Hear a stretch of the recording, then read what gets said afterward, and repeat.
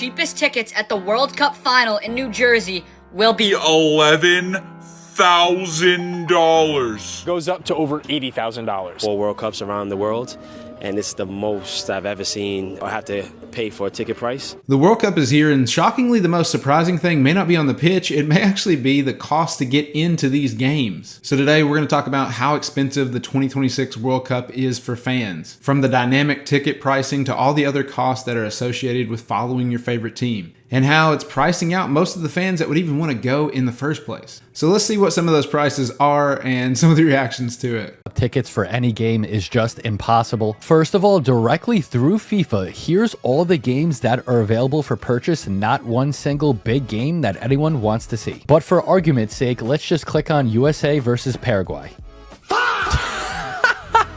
You have to be kidding me. This is for a group stage match between the USA and Paraguay. I mean, okay, so we know that the US tickets are probably going to be in demand because the US is the host country. You know, there's a lot of people that want to attend these games, but $4,000, $4,500 for a single ticket is just wild. Let's keep going. I mean, surely the seats in the 200s are better, right?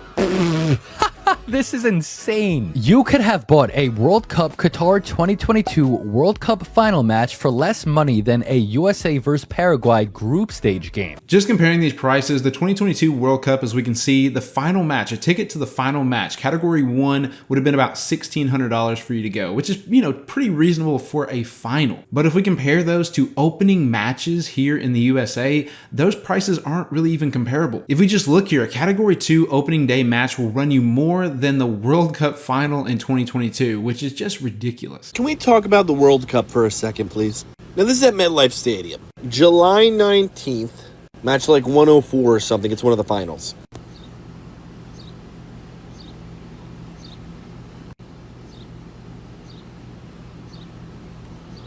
By the way, can you read that right there? Cheapest.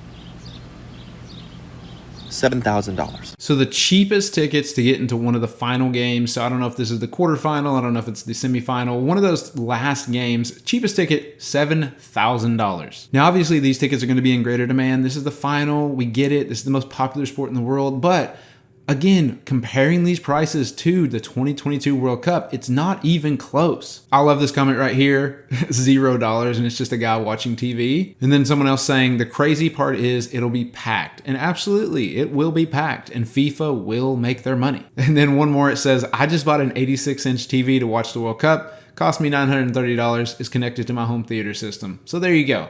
That's going to be what us plebs get to watch the World Cup on. And technically, yes, there are cheaper tickets than what we're seeing here, but these are just the shocking numbers that really stand out. There are lotteries to get into cheaper category tickets, you know, starting at low prices, but the reality is that if you actually want to get in, the chances of getting one of those tickets are pretty low. And it seems the real problem about the pricing is that this year's World Cup, FIFA is using dynamic pricing, which basically turns the act of buying tickets into their own financial panic in the first place. The price is not just the price. The price can change based on the demand, the availability, the timing, so it all really is up in the air. The World Cup is coming, and fans with normal bank balances have already been knocked out of the competition thanks to FIFA's new pricing system.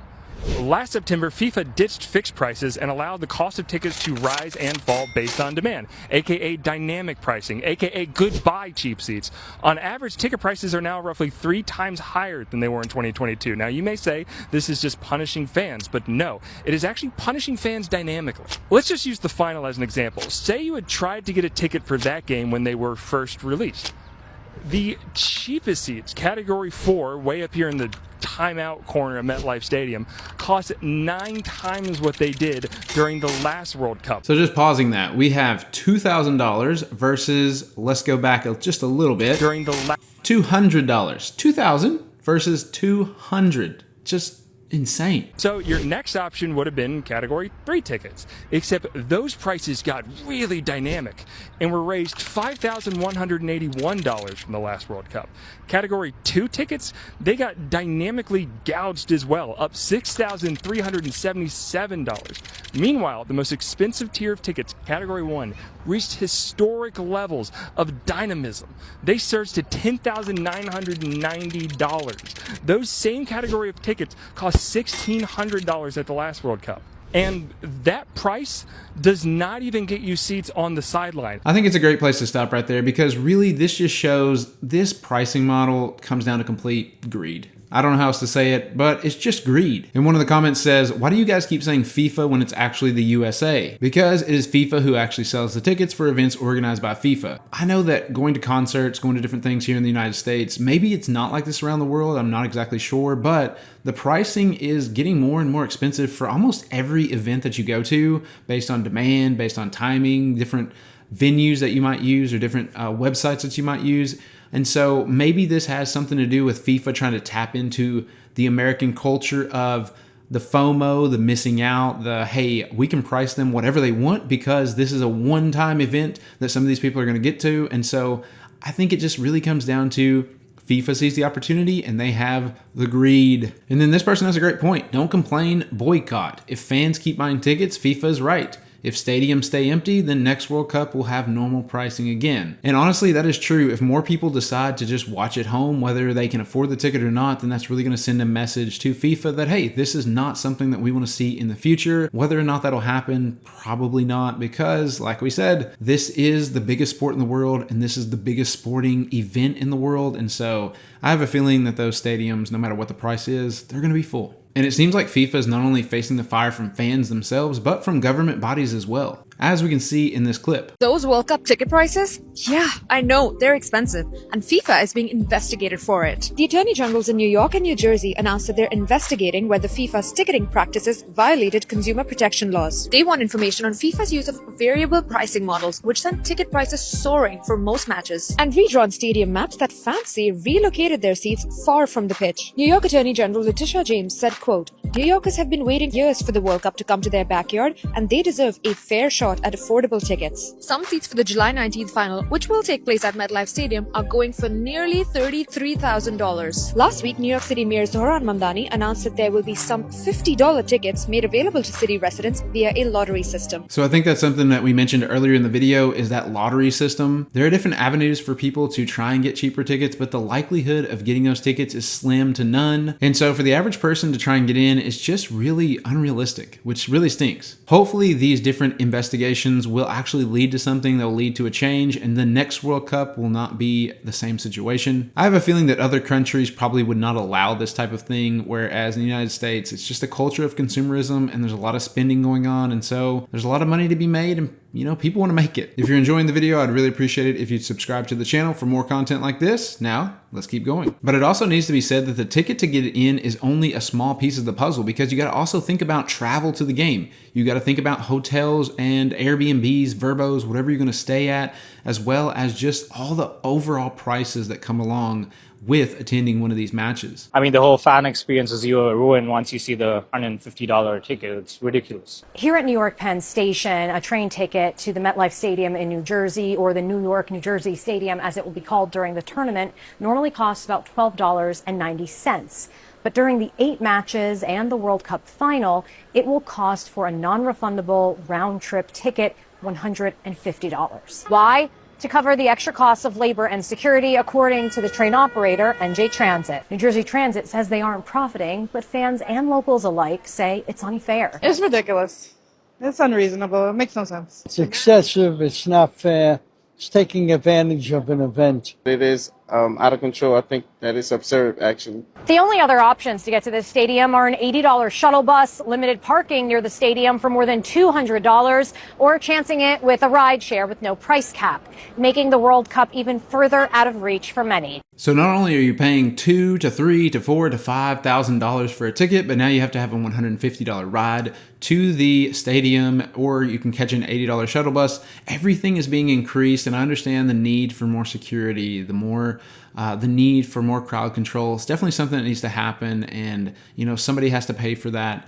But it just makes it difficult. It just really stinks that all of this falls on to the consumer most of the time, but it just doesn't seem like that happened in previous World Cups. So it really comes down to, it seems like a US issue. And if you check out the comments, someone says, reminder that public transport was free in London 2012. And then one final one, in Qatar during World Cup 2022, all trains and buses turned free for all. So really, I mean, it's seeming like it's just this year's World Cup this is becoming a big issue. And the fact that it's going to disrupt regular commuters, regular travelers, it's just becoming a real nightmare for everyone. During every World Cup, there are always fans that would love to try and travel and follow their team through each stage of the World Cup. And so let's check out some of the prices and costs associated with following one of the more popular teams, and that will be the England World Cup squad. Stop scrolling. I'm going to tell you exactly how much my World Cup trip would cost. Flights, $7,500. This is from London to America and all around America for all of the England games.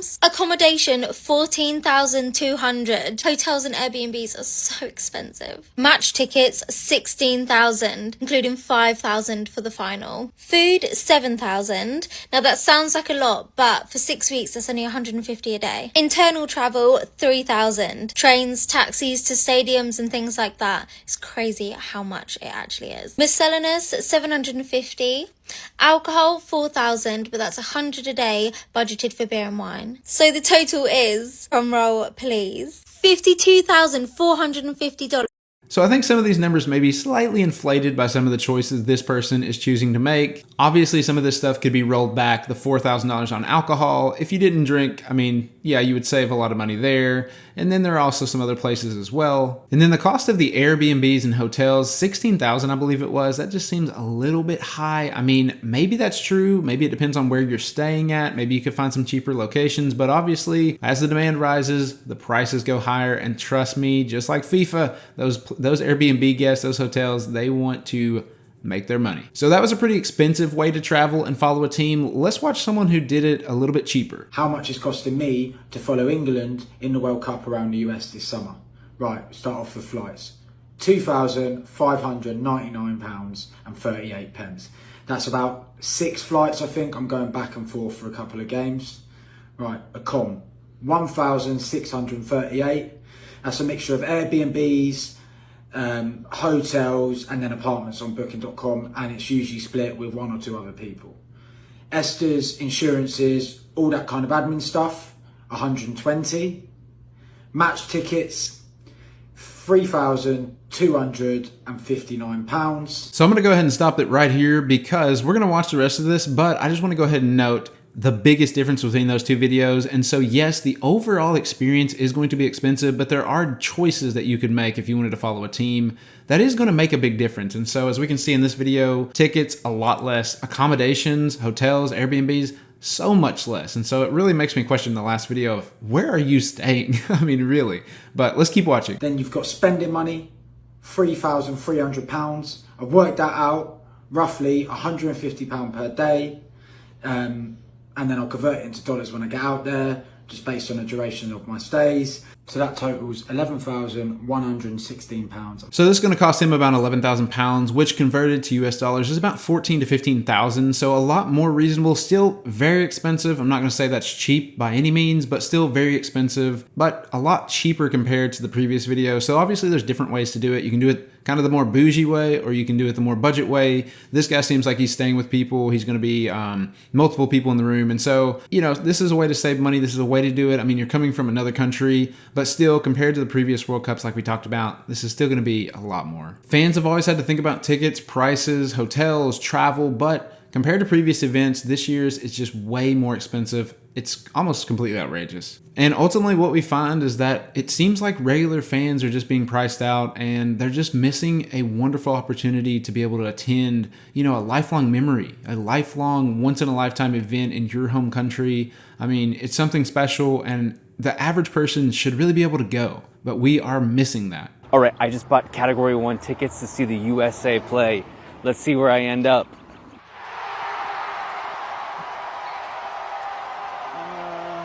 Everyone knows I love soccer. The tickets are too expensive. I'm like super sad about this.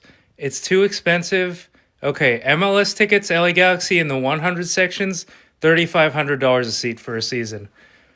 You know, the math doesn't count out, and it's going to sell out, and I'm happy it's going to sell out, and they're going to fill the stadiums at American prices, and I'm happy, and it'll stimulate the economy.